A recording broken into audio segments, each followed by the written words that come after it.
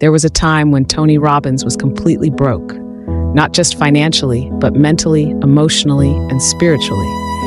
He lived in a tiny apartment in California where the ceiling leaked and the sink doubled as his shower. He was overweight, alone, had no college degree, no connections, and no vision of a future that looked any different than the pain he lived in every single day. He felt like a failure, like life was happening to him, and there was nothing he could do about it. One day, with only $22 left to his name, Tony walked to a small restaurant near his apartment. He hadn't eaten a real meal in a while. He thought, if this is my last $20, I'm going to enjoy something decent before I figure out how to survive. But something unexpected happened in that restaurant, something that would change his life forever. As he sat eating, he saw a young boy walk in, maybe 8 years old, holding his mother's hand. The boy was filled with energy, beaming with joy.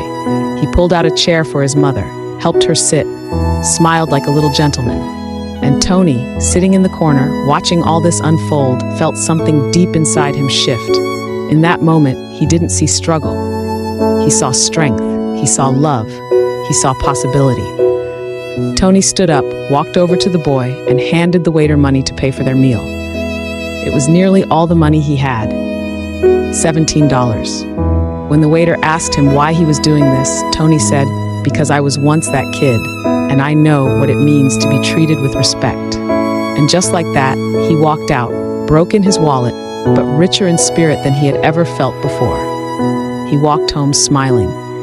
He didn't know how he was going to eat the next day. He had no plan. But for the first time in weeks, he felt free.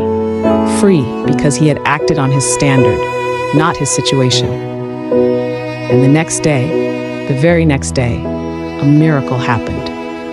He received a check in the mail, money from an old seminar booking that he had completely forgotten about. It was just enough to cover his rent and get him through another month.